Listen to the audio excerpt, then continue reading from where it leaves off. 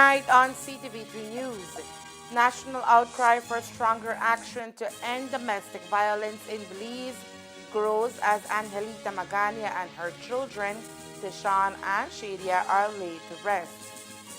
A fisherman from Chinook faces $150,000 fine and legal action for possession of undersized conchs. And the Ministry of Immigration hosts in-person stakeholder consultation to shape strategic plan. These are some of the stories we have for you tonight in our newscast for Thursday, October 23rd, 2025. Looking for quality, tasty, and easy to prepare meals? Look no farther. M&M Frozen Foods, proudly distributed by United Distributors Limited, brings you a wide range of delicious frozen delights, perfect for every occasion. From frozen pizzas, quesadillas, garlic bread, jumbo samosa, cocktail samosas, pizza pockets, spring rolls, and hack noodles, M&M Frozen Foods is fresh, flavorful, and convenient for busy lifestyles. Whether you're planning a quick dinner, hosting a gathering, or stocking up for the week, M&M Frozen Foods has you covered. Available now at leading supermarkets and stores nationwide through United Distributors Limited. M&M Frozen Foods, extensive variety to satisfy every craving. Attention farmers! The New World screwworm is a serious threat to livestock, pets, wildlife, and humans. It causes yield losses, damages the quality of meat and skins, and can even kill them if left untreated. Check your animals daily. If you see any wounds on them, treat them immediately. Prevention is key. Apply approved healing and fly repellents to the navel of newborn animals after dehorning, ear tagging, or any other practice that leaves wounds on your animals to ensure your animals' well-being. If you notice worms in unusual wounds, report them immediately. Call Baja at 824-4872 or text or WhatsApp 670-7003 or call your nearest Ministry of Agriculture office. And don't forget, never transport or receive animals with injuries. Together, we will prevent the spread of this dangerous disease. This message was brought to you by Baja, OIRSA, AICA, USDA, and the Ministry of Agriculture, Food Security, and Enterprise. We are the Public Utilities Commission. Since 1999, we have regulated Belize's electricity, water, and telecommunication sectors, ensuring quality services at reasonable rates for consumers. A lot has changed since our establishment in 1999, and so have we. To reflect our evolution and future-focused vision, we are proud to introduce our new identity, where the blend of colors show our balanced and inclusive approach to regulation, where innovation, sustainability, and trust are all equally important. Orange represents the telecommunications sector and symbolizes innovation and connectivity. Green reflects the energy sector, sustainability, and national growth. Blue represents the water sector, highlighting trust, stability, and life-sustaining resources. White symbolizes transparency and accountability, core principles of the PUC. We are the Public Utilities Commission, transitioning to a new look, but our core values remain the same: accountability, excellence, integrity, innovation, and professionalism. Our logo is more than a design. It is our visual commitment to continue to serve the people of Belize with transparency, competence, and professionalism. We are the Public Utilities Commission.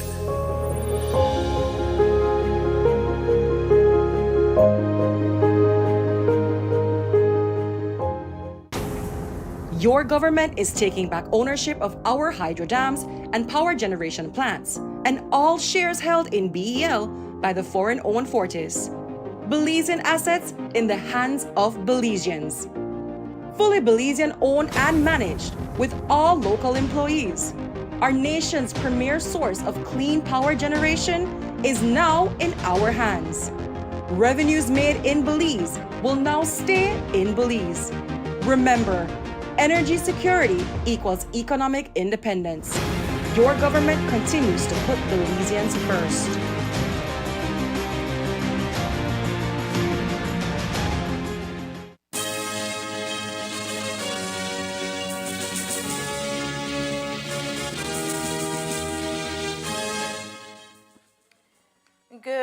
with your news, also simulcast on Fiesta FM 106.7. I am Joanna Rodriguez. Today was an extremely sad day here in the north as 35-year-old Angelita Magana and her two children, 6-year-old Tashan Godoy and 17-year-old Shadia Magana, were laid to rest. But amidst the emotion, the call for change persists. The National Trade Union Congress of Belize, NTUCB, has issued a call to action expressing deep sorrow and outrage over the deaths of Magana and her children. It's an incident that authorities have identified as a clear act of domestic violence, femicide, and filicide, reigniting urgent concerns about whether violence against women and children has become normalized in Belize. In its statement issued today, the NTUCB declared that it is time to address the systemic failures. The union emphasized that violence and harassment are not merely social issues, but also labor issues that threaten productivity, equality, and the fundamental right to decent work. The organization outlined a comprehensive set of demands and strategies, urging the government, law enforcement, employers, unions, and communities to unite in tackling this crisis. For one, the NTUCB calls on the government to strengthen laws and enforcement mechanisms, starting with the immediate ratification of International Labour Organization ILO Convention 190, which provides a global framework for eliminating violence and harassment in workplaces and beyond. They also call on law enforcement and judicial systems to prioritize the protection of survivors and ensure swift, fair justice to hold perpetrators accountable. They ask that employers and unions be urged to implement robust policies that prevent violence, uphold confidentiality, and provide support for affected individuals. The suggestion is also made for citizens and community leaders to challenge harmful behaviors and reject the culture of silence that perpetuates violence. Furthermore, the NTUCB announced plans to raise awareness through education and advocacy initiatives, including observances of upcoming international days such as International Men's Day, November 19th, the International Day for the Elimination of Violence Against Women, November 25th, and the 16 Days of Activism Against Gender-Based Violence. The National Students Union of Belize, NSUB, has issued a call for accountability and reform in the wake of the horrific tragedy in the San Felipe Village, Orange Walk District, where Angelita Magana and her two children, 6-year-old Tashan Godoy and 17-year-old Shadia Magana, lost their lives in an apparent act of domestic violence. According to police investigations, the fire that claimed their lives was deliberately set by Angelita's former common-law husband, Francisco Godoy, who later succumbed to burns sustained during the same attack. The incident has sparked widespread outrage and renewed calls for stronger protections for victims of domestic abuse. In its statement, the NSUB expressed its deep condolences and strongest condemnation of the killings, calling the tragedy a reflection of systemic failure. The union emphasized that the deaths were not only an individual act of violence, but evidence of institutional shortcomings in protecting victims. The loss of Angelita, Tashan, and Shadia is not just a crime, it is a reflection of a systemic failure, a failure of our protections, our institutions, and our collective responsibility to safeguard the vulnerable, the NSUB said. The student organization urged national leaders and officials to take immediate action, calling for a full review of domestic violence cases where victims sought protection but were denied, or where bail was granted to repeat offenders. The NSUB also recommended strengthening rapid response units, 24-hour hotlines, accessible shelters, and specialized police training to better respond to cases of abuse. Accountability must also be enforced, the statement continued. When authorities neglect their duty to protect, lives are lost, and that neglect must have consequences. The NSUB also appealed to the wider Belizean public to break the silence that enables abuse, reminding communities and young people that prevention begins with awareness and intervention. Silence protects the abuser, not the victim, the union warned. If you see something, say something. If someone you know expresses fear or signals danger, take it seriously. Check in, reach out, and believe survivors.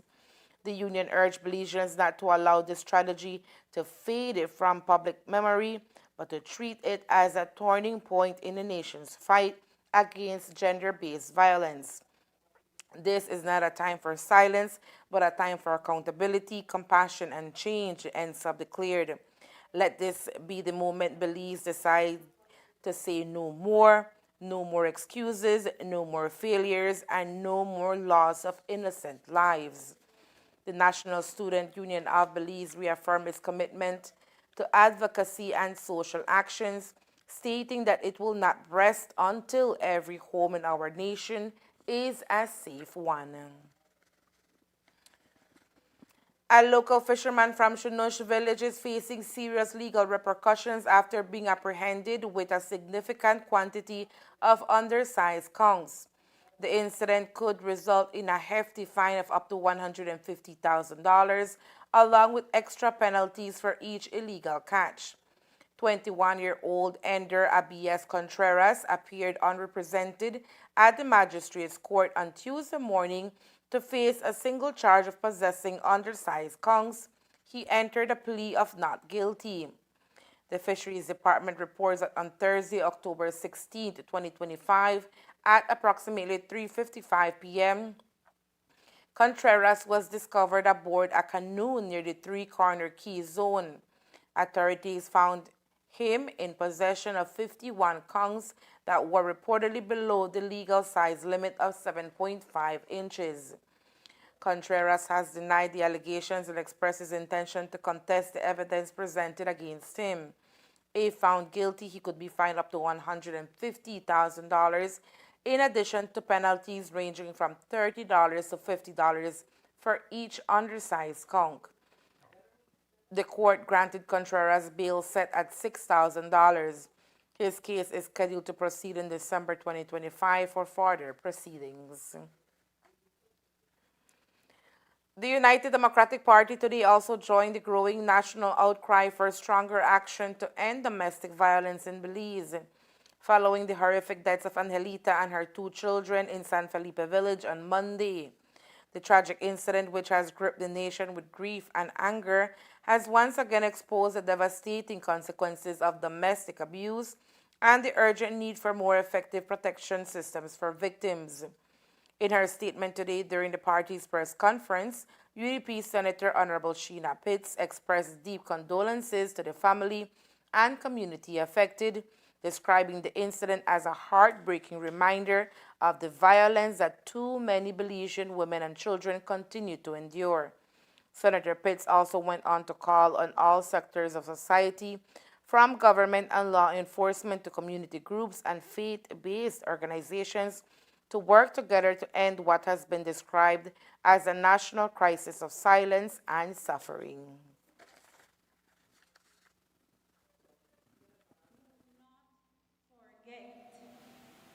Angelita, do not forget Tishan, do not forget Shadia, do not forget Kira, do not forget those who walk beside you every day, because you and I both know there is someone close to you who is a victim of domestic violence. We have seen the statement from the special envoy. I associate myself with her and the network of spouses of CARICOM leaders. Important in that statement is what they have said, and I will quote. We have worked with the police and conducted several trainings on gender-based violence. These sessions were meant to help officers understand the seriousness of domestic violence and how to respond with compassion and understanding. Yet, we are deeply frustrated that despite all these sessions, despite all the training, some of our officers and institutions do not fully understand the most basic part of their job, to protect those who cannot protect themselves. Ladies and gentlemen, the special envoy is telling you, they are frustrated. And she's frustrated, the group is frustrated, not only with the police department, but with institutions meant to protect those who cannot protect themselves. Ministry of Immigration today held a significant in-person meeting with key stakeholders to discuss its upcoming strategic plan and the future direction of the department. The purpose of this consultation was to involve stakeholders in shaping the ministry's strategic priorities, ensuring that its programs and initiatives remain aligned with Belize's changing national goals and international commitments. According to Minister of Immigration Honorable Francis Fonseca, over the past 18 months, the ministry, along with the consultant, has been working on the formulation of the work plan that will look at changes necessary to make the ministry more effective and efficient in delivery of services. And of course, how can we streamline all of the procedures that govern the work of the Ministry of Immigration? How can we make them more effective, more efficient, as I said? And so this is a part of that consultation process. This is the strategic plan that we have prepared.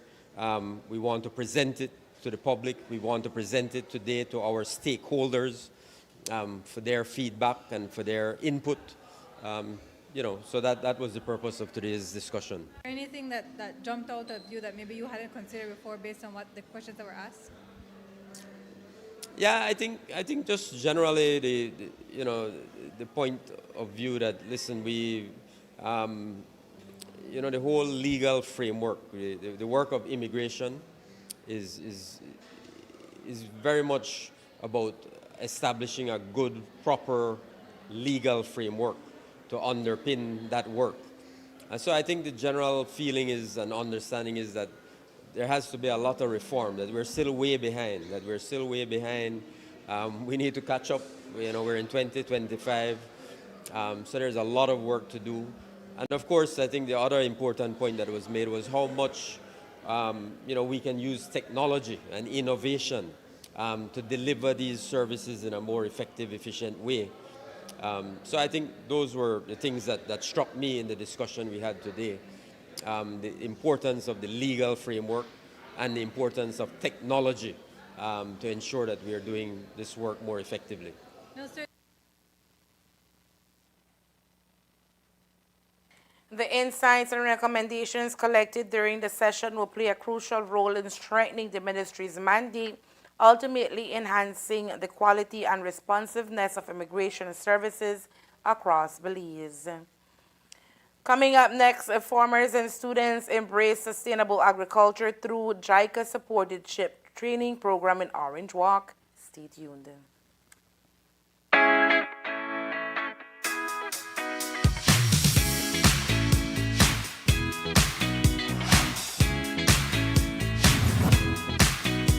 Bolida has been a part of the fabric of Belizean society. It's part of Belizean culture. And now, under new management and ownership by the government of Belize, it is contributing significantly to national development. Belize Government Lotteries Limited is proud to officially launch the Fiwi Bolido app, now available for download from the Apple Play Store and Google Play. This launch is a revolutionary step in making Belize's favorite games more accessible than ever before.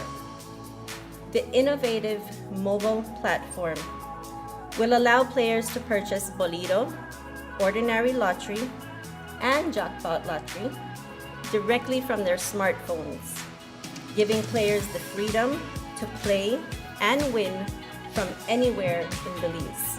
The Wii Bolido app will provide a trusted and secure payment gateway that will make every transaction simple and reliable.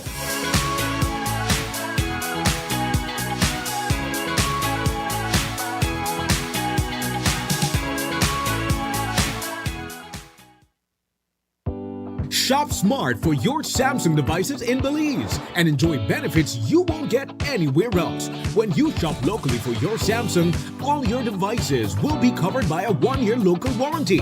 You won't get that when shopping with the other guys. When in doubt, always look for the Cellular World seal to know you're getting the real deal. Shop with confidence and enjoy your Galaxy knowing that it can be repaired locally at our Samsung Service Center by certified Samsung technicians using original parts and machinery. Even better, enjoy the best LTE experience in Belize, knowing that your Samsung devices are compatible with major local carrier networks. Get the ultimate Samsung Galaxy experience only when you shop from authorized Samsung resellers nationwide. Vacancy. 2 vacancies exist at Sugar City Medical Center. Nurse, full-time. Requirements: ability to manage patients pre- and post-surgery, at least 2 years of experience and bilingual. Pharmacist, full-time. Requirements: experience in a hospital ward setting, at least 1 year of experience and bilingual. If you are interested in joining our amazing team, send CV, recommendation letter, police record, and current license to sugarcitymedicalcenter@gmail.com. Deadline for applications October 31st, 2025.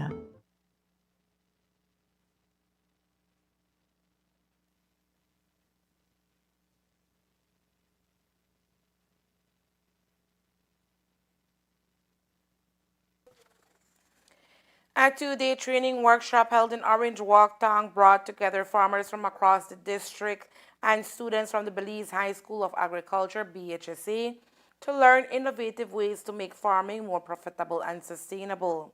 The training, facilitated by the Japan International Cooperation Agency, JICA, with support from the Ministry of Agriculture, focused on the smallholder horticulture empowerment and promotions SHEP approach, a model that encourages farmers to view agriculture as a business rather than just a means of production. Over the past 2 years, the ministry has been actively integrating the SHEP approach into its programs.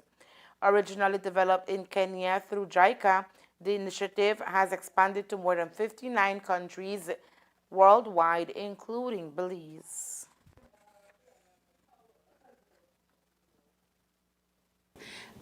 The initiative that we have been doing is known as SHEP. So I want to show it to the camera. SHEP.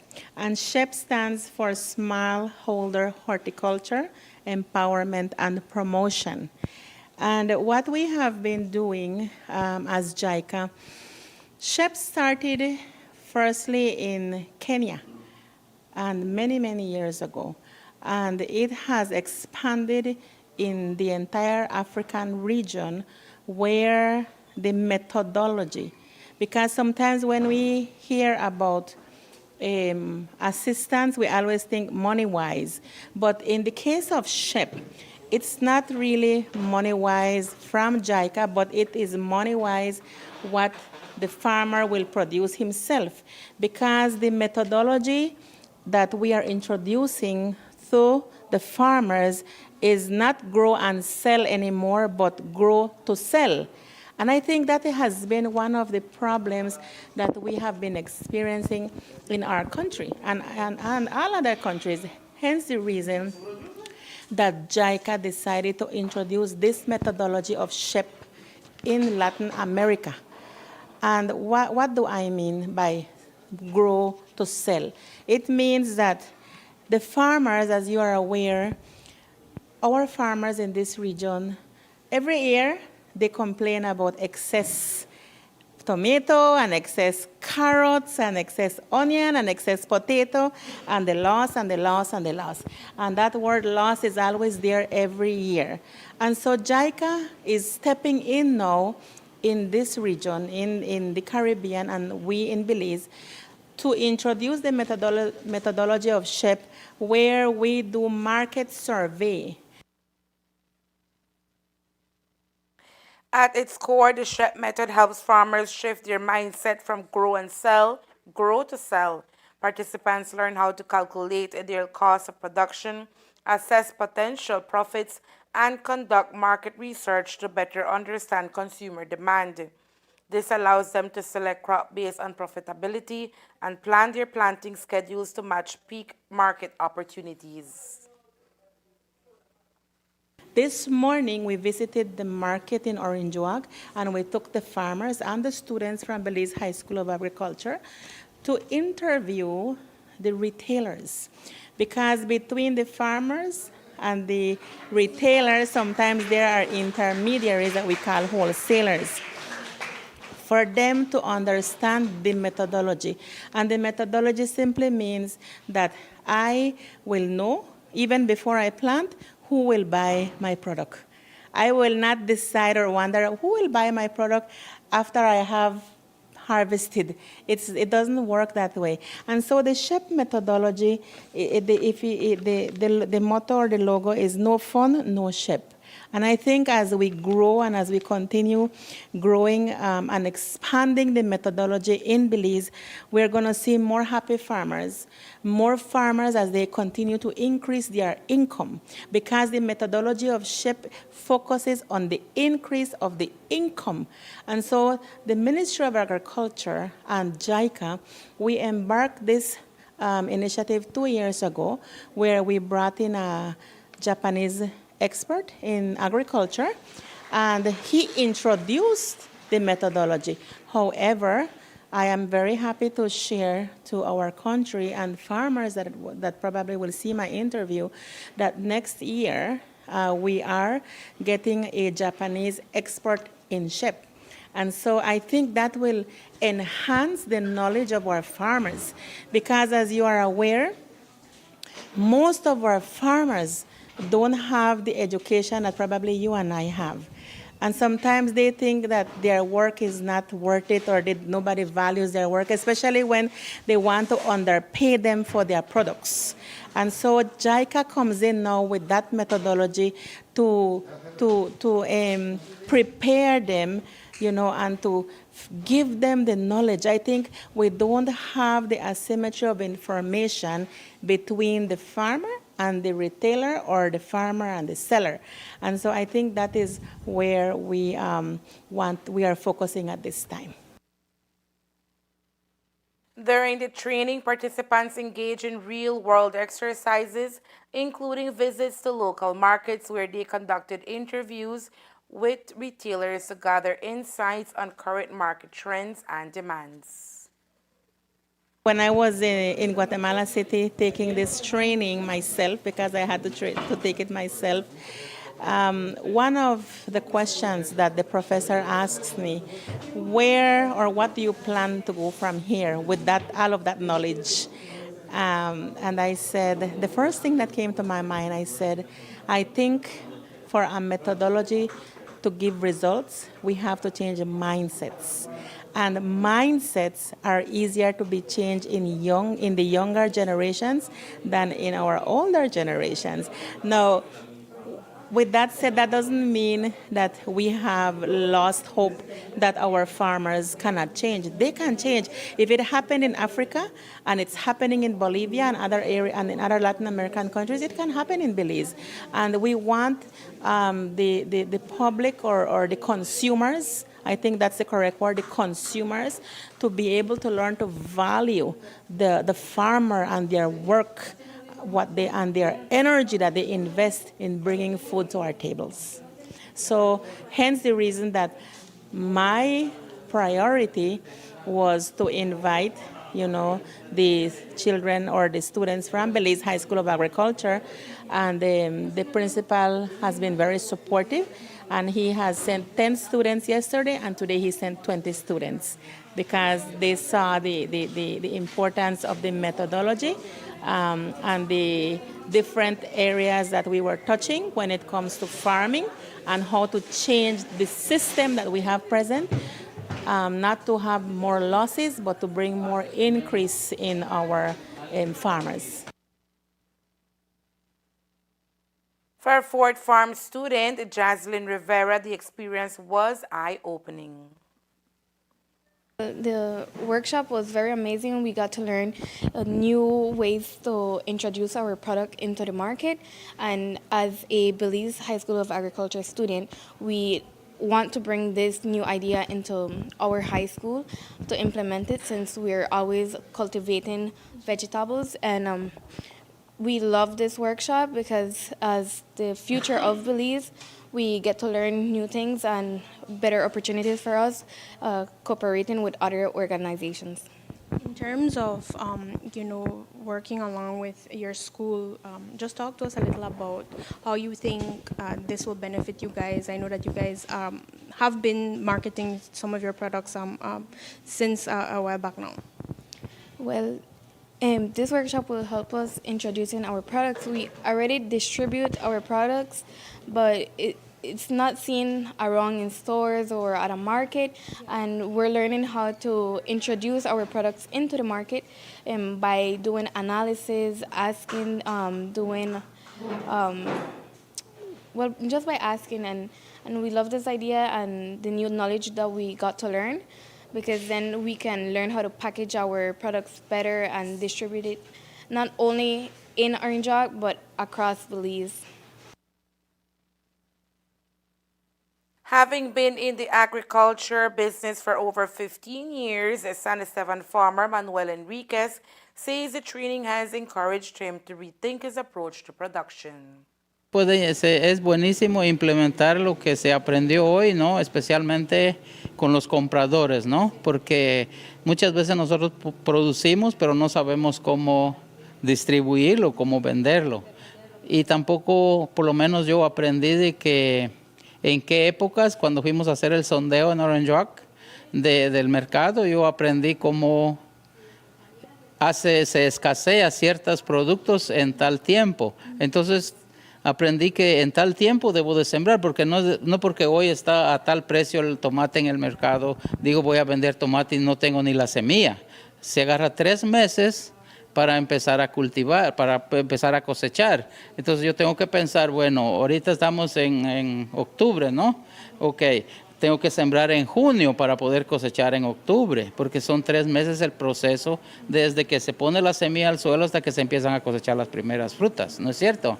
Entonces, es aprender las fechas de siembra, en qué época quiero cosechar, porque a veces sembramos y lo perdemos porque sembramos a distiempo, fuera de tiempo, y por eso es que muchas veces nosotros fracasamos, ¿entiende? O también vivimos en un clima que Belice pues tiene un clima disvariado, ¿no?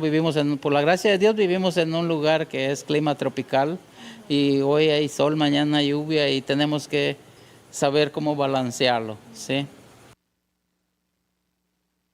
The SHEP approach is already making its way into higher education as well. It has been integrated into the University of Belize's agribusiness course, ensuring that future agricultural professionals are equipped with the skills to practice market-driven farming. Opposition leader Honorable Tracy Panton, in a press conference called by the UDP to raise ongoing national issue, sharply criticized the recently signed Safe Third Country Agreement between Belize and the U.S., warning that it could compromise Belize's sovereignty and strain the country's already limited social systems. The bilateral agreement signed on October 28 permits the United States to transfer asylum seekers from Central America and CARICOM nations to Belize for processing. According to the government, Belize will retain full discretion in determining which individuals are accepted, with the U.S. expected to provide financial and technical assistance to support implementation. However, Panton questioned why the complete text of the agreement has not been made public, expressing concern over Belize's ability to observe and support asylum seekers. Based on these concerns, Panton is asking for the government to put a halt on the agreement until more information can be shared with the Belizean people about what it means for the country. We call for a pause, a suspension, if you will, of all preparatory actions under this agreement. Belize must never be a participant in arrangements that we simply cannot sustain, that we cannot afford, and we cannot or choose not to justify to our people. We support international cooperation, but not at the expense of our sovereignty. We will continue as members of the UDP Parliamentarian Caucus and members of both the House of Representatives and Senate to hold the government accountable until the Belizean people know exactly what has been signed and who will benefit.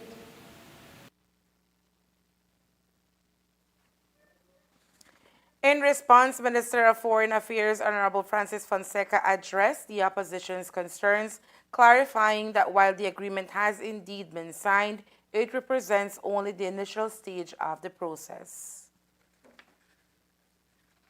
Of course, yeah, we've already shared it with the clerk, the senators, so the senators should have access to that. It's not a secret document. So yes, they will be able to have that and debate it. I already made the point that there's a process that this has to follow. We sign the agreement, but it has to be ratified by the Senate, so there will have to be tabled. It will have to be tabled at the Senate. We've already sent it over to the Senate. It will have to be debated there. We will have to respond to any questions and concerns raised by the senators. But there's also another limb which will require that we amend our domestic legislation, right? Domestic legislation. So, for example, the Refugees Act will have to be amended. And so that will have to be taken to Parliament, to the House of Representatives. And there again, we will present that amended bill, and we'll have an opportunity to debate that and discuss that. So it will be a very open, transparent process. And then the final point is that, as I have said, and I said in my statement in the House on last Friday, this entire agreement will be underpinned by what we call operational procedures. So the signing was just the beginning of the process. And we have to finalize those operational procedures between ourselves and the United States. And only when we have finalized that, when it has been ratified, when we have done the domestic legislation, and we have finalized and agreed upon the operational procedures, only then will the agreement take effect. Canada and UNFPA are partnering with Belize and Suriname on a project from 2024 to 2029 to reduce adolescent pregnancy through a multi-pronged approach. Key activities include making health clinics more youth-friendly and increasing access to contraceptives, implementing comprehensive sexuality education for indigenous and the tribal youth in both countries, and using data to inform policy.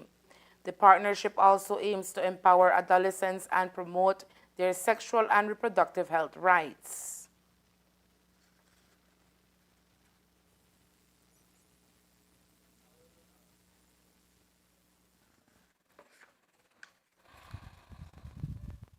equality, maternal health, human rights, and environmental protection. And this covers a couple of our core priorities.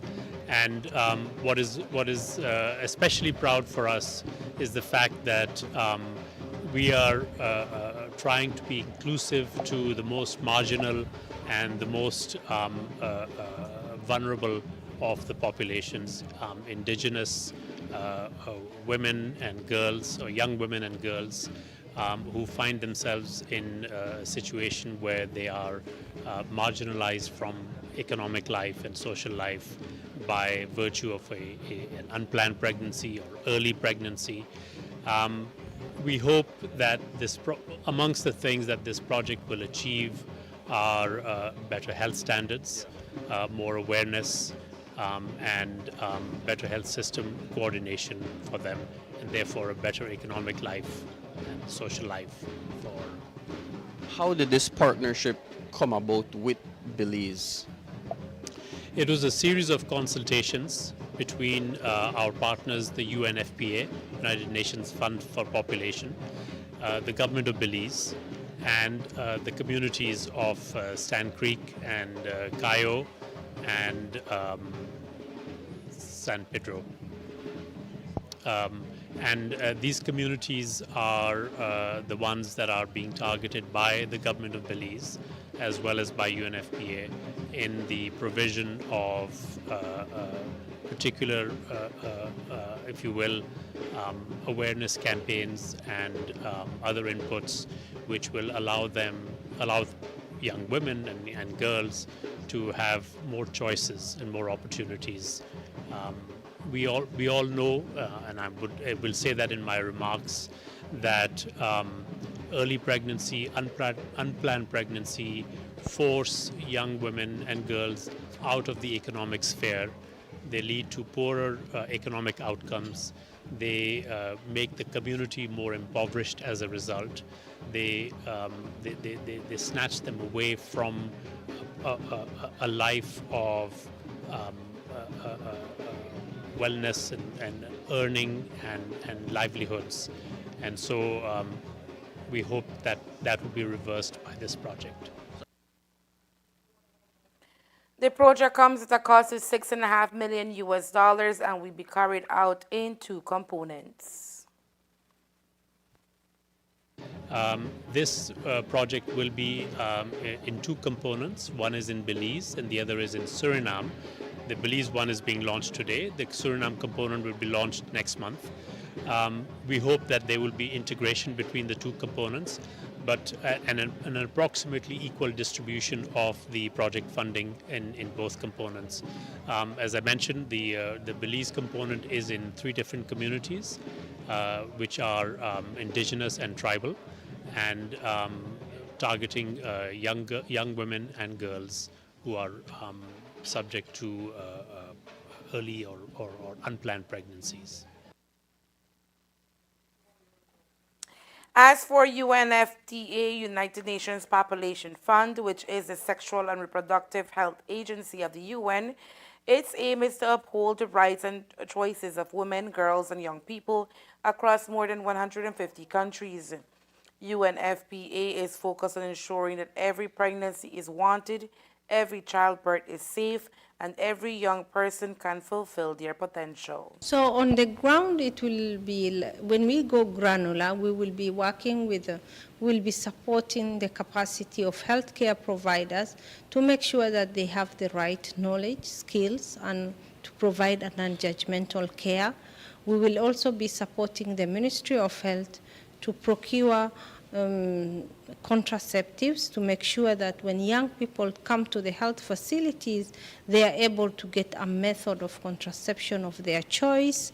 And at community level, we will be working with community leaders, we'll be working with religious leaders, community-owned resource persons to address some of the sociocultural norms that reinforce early sexual debut, some of the social norms that reinforce negative masculinity, because we know that the drivers of adolescent pregnancy is diverse. You know, when a girl gets pregnant, it's as a result of many underlying causes. So at community level, we'll be working with the community to make sure that the community members themselves are aware of these barriers, bottlenecks, and make sure that they also support the project.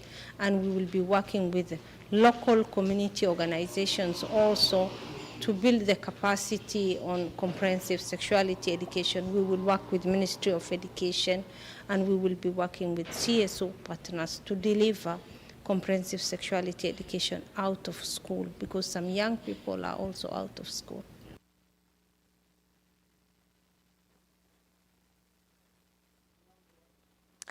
Belizean beauty Paris Kawich has made a remarkable impact on the ongoing Miss Earth 2025 pageant, earning a silver medal during the highly regarded media presentation and Filipina fashion show segments.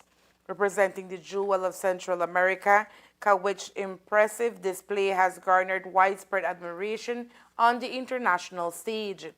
Selected by Filipino media as one of the media top picks, Kawich's performance was praised for her elegance and her passionate advocacy for environmental causes, which lie at the heart of Miss Earth competition. Her poise and dedication resonated strongly with viewers and judges alike. Expressing her gratitude, Kawich shared, "I am truly honored and humbled by this recognition. Winning the silver medal inspires me to work even harder to make my country proud and to bring the Miss Earth crown back to Belize." The Miss Earth Belize Foundation celebrated her achievement, highlighting how her success elevates Belize's profile in the global pageant arena. They extended thanks to the Belizean community and sponsors for their unwavering support and calls on fans to continue rallying behind Paris as she advances in the competition for the prestigious Miss Earth title. In a recent cabinet meeting, officials received a distressing report of the tragic arson incident in San Felipe, which resulted in the deaths of Angelita Magana and her two children, 6-year-old Tashan Godoy and 17-year-old Shadia Magana. As you already know, the act was carried out by Magana's former partner, Francisco Godoy. In response, the cabinet reaffirmed its unwavering zero-tolerance stance on domestic violence and pledged to strengthen the national framework for prevention, protection, and prosecution. The government reaffirmed its commitment to supporting relevant agencies, including the Ministry of Human Development, Family Support and Gender Affairs, the Ministry of Home Affairs and New Growth Industries, and the Ministry of Health and Wellness to ensure survivors receive proper care, protection, and justice. In health sector developments, the cabinet endorsed the Ministry of Health's initiative to express health care staffing. This includes training additional nurses, medical officers, specialists, and other health professionals to staff the San Pedro Hospital with completion targeted before 2028. Preparations are also underway for the upcoming Belmopan Hospital. The cabinet was also updated on the progress of the National Integrated Water Resources Act. It approved its implementation under the newly established National Hydrological Service, which will be transformed into a government department. This move aims to establish a robust legal and regulatory framework for water management. Healthcare improvement remains a priority, with discussions focused on enhancing service qualities at all levels, improving compliance, and reducing secondary complications of chronic diseases. The cabinet requested the Ministry of Health and Wellness to collaborate with the Ministry of Finance to explore options for lowering the cost of key medications used in managing non-communicable diseases. And there is more news after the break. Stay tuned. Get the most out of your internet with Centaur's ExpressNet. Are you ready to supercharge your online experience? When connecting to your Velo Mesh device, make sure you're linked to our blazing fast 5 GHz frequency. Why 5 GHz? Faster speeds at a shorter range. 5 GHz is perfect for use in smaller spaces where speed is your top priority. As for the 2.4 gigahertz, while connection may travel farther, it can lead to slower performance. Remember, choose 5 gigahertz for your devices and experience the difference instantly. ExpressNet, bringing you the best speeds for the ultimate online experience. For more information, contact us at 380-0101. Welcome to Design Depot, where you'll find premium quality products from trusted brands, all in one place.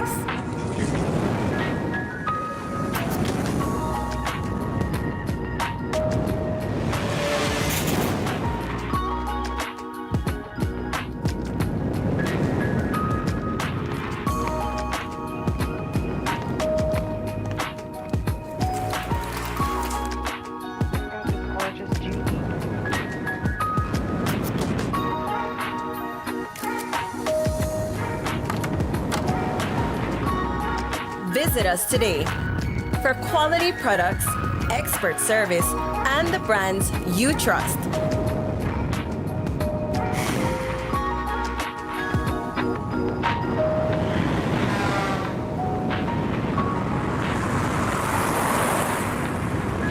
Design Depot, all in one place.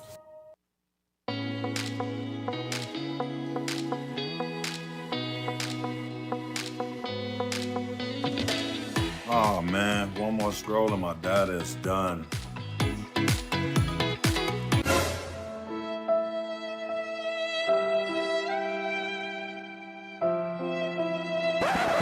Wait, who said anything about running out? Smart just dropped a more powerful plan that now includes social media data, so you can scroll till your fingers cramp. Enjoy free social media data now included in our Flex Choice and Select postpaid plans. Visit any Smart showroom to sign up today because connectivity just got even better. Smart, bringing people together. Every day, the demand on your business gets higher.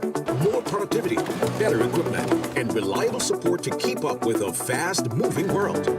At Cellular World Business Solutions, we're ready to help you boost performance across every operation. Don't let outdated technology hold you back. With our certified and supported solutions, your business stays ahead. We supply office equipment, printers, inks, and toners, software licenses, IT system assembly as your Dell Platinum and Cisco partner, appliances, and custom orders tailored to your needs. From startups to large enterprises and renowned institutions, we serve every corner of the country because no industry can afford to fall behind on technology. Let's take your business to the next level. Contact us today at 610-2494. Cellular World Business Solutions, your reliable partner in business success.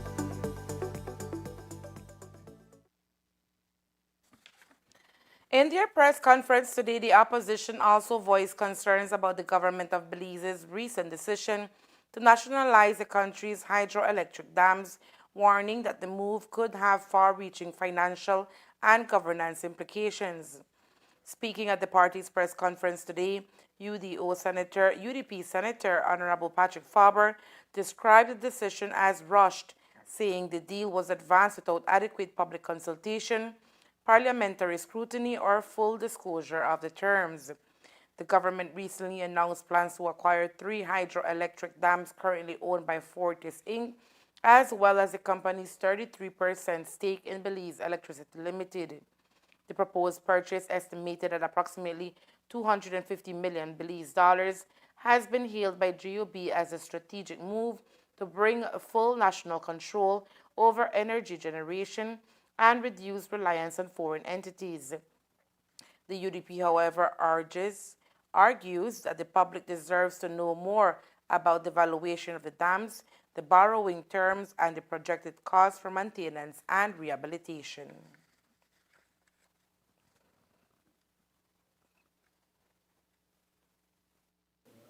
The safest place for those shares, because we support buying it back, is in the hand of the Belizean people, as my friend, the Honorable Leader of the Opposition and soon-to-be party leader, said in the National Assembly on Friday. Belizeans should own it. Belizeans, the government should own it, because the government is the right entity who will be able to say, you know what, the poor people in need one leave break. They need one leave reduction. Instead, you hear the Prime Minister saying, no reduction. It's going to come at you in full force. And so, my friends, we must be concerned. We must be concerned about this kind of transaction, and then, you know, all kind of thing will happen here. In this country, and I'm sure Mr. Vasquez can back me up, because I've heard you demand it over and over and over. The players in these companies can be hidden, can they not? And in fact, the law now protects disclosure, so they cannot, we might not even know. It might be some of the same ministers who will get monies invested in companies where you can't determine who owned the company to buy shares in this now as a kind of retirement fund. I'm only telling you what, listen, this is another somebody done somebody wrong song. We hear it over and over and over and over again. We've seen these things play out over and over and over again. So don't believe Faber, don't believe the opposition, but believe what you know is the historical aspect of this thing. The Ministry of Sustainable Development, Climate Change and Solid Waste Management, in partnership with the International Cooperation and Development Fund, Taiwan ICDF, and the National Taiwan University, NTU, hosted the official closing ceremony and achievement exhibition for the flood warning capacity improvement for the Belize River Basin project. As an extension of the Belize Urban Resilience and Disaster Prevention Project, the FWCIBRB initiative aimed to strengthen flood preparedness and response in key metropolitan areas within the Belize River Basin. It expanded early warning systems originally developed for San Ignacio, enabling up to 3 hours of advanced flood alerts, and provided technical training to enhance the capabilities of Belizean disaster response agencies. Key activities included resilient community workshops in St. Paul and Willers Bank, a demonstration drill in Santa Familia Village, public awareness lectures, and the distribution of preparedness kits and educational materials. The exhibition featured a project video, stakeholder testimonials, and certificate presentations to trained community members. The ministry extends its sincere appreciation to Taiwan, ICDF, NTU, and all participating institutions for their dedication to building a more resilient Belize River Basin. And that's the news. We invite you to join us for another newscast on Friday, October 24th, here on CTV3 News and Fiesta FM 106.7.